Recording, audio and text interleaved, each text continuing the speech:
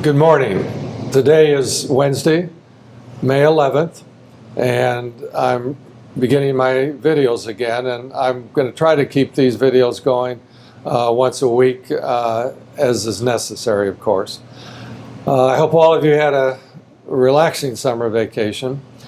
School will begin Monday, August 23rd, and of course things are changing across the state of Michigan and across the United States regarding the pandemic. Apparently the numbers of positive cases are beginning to increase, and we anticipated that, but in fact we're going to have to take precautions, obviously, to keep students safe, to keep our staff safe, and to keep visitors to our building safe. I want to summarize for you information that will be on this video, as well as information. The same information will be on our website, rockfordschools.org, as well as you'll be able to make copies of this presentation. Suggest you put it on your refrigerator so you can refer to it on a regular basis as well. Your building administrators will also have this information, and they'll be sending out emails and messages to you regarding what I'm going to talk about.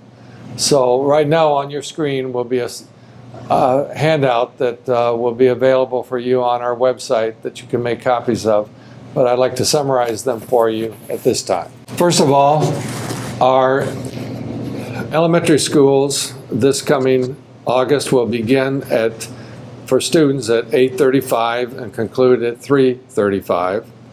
Our secondary schools, grades 6 through 12, will be in session from 7:40 a.m. to 2:30 p.m. I'd like to talk to you a little bit about our instructional responses. We intend, assuming everything stays status quo regarding positive cases of COVID throughout Kent County, to provide face-to-face instruction in all buildings every day unless a public health order to close public schools is put in place. Just so those of you who are involved in sending your child to Rockford Virtual, we are offering Rockford Virtual this school year as well. There will be instances, I'm sure, where students will be mandated to quarantine, and we will allow students to participate in classroom lessons through online. There will be times in the school year where a classroom or section meets remotely to mitigate illnesses. That may or may not happen, but it's a process that we used last year as well. Attendance to school. If your child is sick for any reason, please keep them home. Students who report to school who are sick parents will be contacted, and you will be asked to pick them up and take them home. RPS will continue to trace and notify the Kent County Health Department of potential close contacts based on school exposure. Here's a really important point as well on face coverings. The CDC, that's the Center for Disease Control, that's the federal level. The Michigan Department of Health and Human Services, that's the state health department, and the Kent County Health Department are strongly encouraging everyone in school buildings, staff and students, to wear masks for mitigating strategies. At this time, my position is parent choice and staff choice. Parents, if you want your child to wear a mask in school, they can wear a mask. If you want your child not to wear a mask, then they don't wear a mask. Staff, employees of our school district, if you want to wear a mask, I encourage you to do so.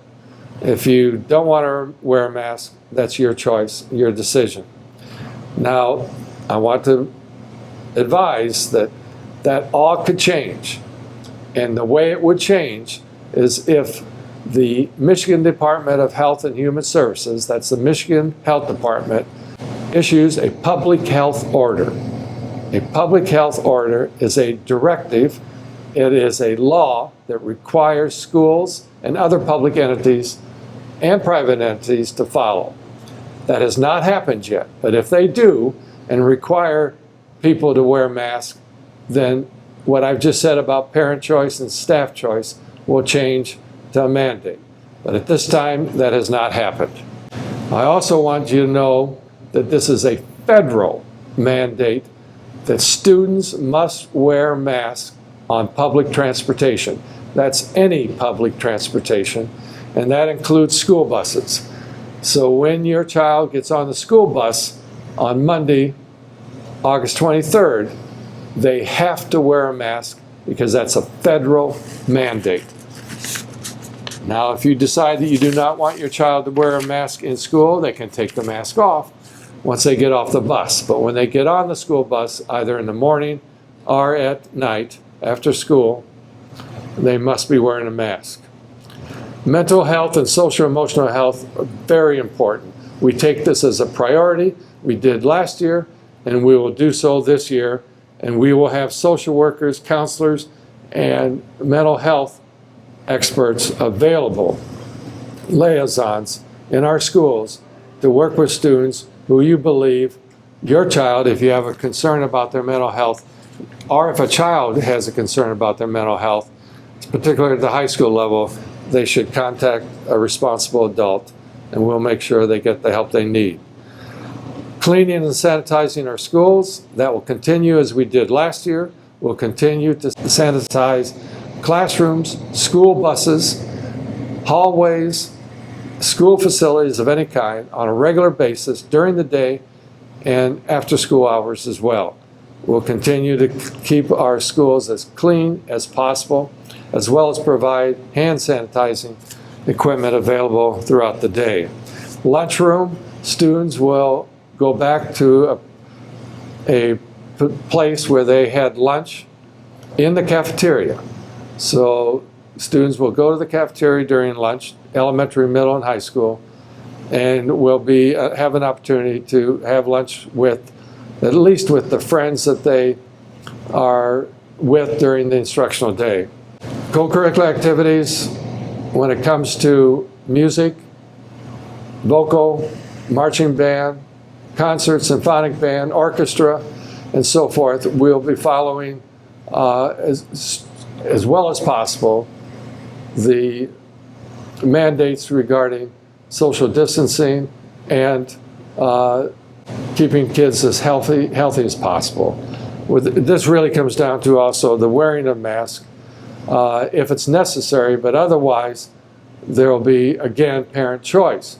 When it comes to athletics, we will be following the Michigan High School Athletic Association. That's the governing body of high school athletics, and so far they have not issued any type of public health order, and those type of orders anyway would come from the Michigan Health Department. But at this time, nothing has been issued. In gatherings, large group gatherings, again, just common sense. If it's required from you as a parent that your child wear a mask, so be it. They can wear a mask. Otherwise, I ask everybody to use common sense and practice social distancing. Community use of our school facilities will continue to allow, at this time, community groups to use our facilities. But if a group submits a reservation for one of our classrooms and our buildings, they must also submit a COVID mitigating strategy plan as part of their application. Visitors, we certainly will continue to encourage visitors, particularly parents who want to volunteer in our buildings. But our building administration in each building will be working with parents and others to set up a system that will keep children safe and adults safe if they choose to visit our buildings. On recess, of course, recess will continue. We will recess students at the elementary level based upon cohorted zones, as we did last year. In lockers, students will be certainly allowed to use their lockers during the school day. So, that's a summary. Now, as I said before, this is a changing landscape. It started obviously several weeks ago. The numbers of positive cases across the United States and across Michigan and across Kent County are beginning to increase. And we will be following close contact with our Kent County Health Department and the Michigan Department of Health and Human Services. Right now, they're strongly recommending certain protocols, but right now I am also in a position to recommend to parents you consider all safety protocols, but it's your choice right now when it comes to wearing masks. Same for staff. The issue regarding vaccinations. We have no authority to deal with vaccinations. You're getting messages from certain groups out there that schools need to take a stand on this. We don't have a stand to take because we have no authority to take that stand. Certainly, if you choose to have a vaccination, I would do it. Personally, I got vaccinated back in February, but that doesn't mean you have to do that. Nor can I direct you to, nor can any entity direct you to, including health departments, at least at this time. So that's a choice. That's a personal choice. Please keep that in mind as well. Well, I'll continue to do these videos. I'll continue to provide updated information when I receive it, and it may even come through an email to you if this particular issue begins to become exacerbated and increase at a rapid rate. Again, this coming week, I encourage you to contact your building administrator. They too will have information for you as well. I hope you have a great rest of the week, and I look forward to talking to you next Wednesday, August 18th. Have a great week. Thank you.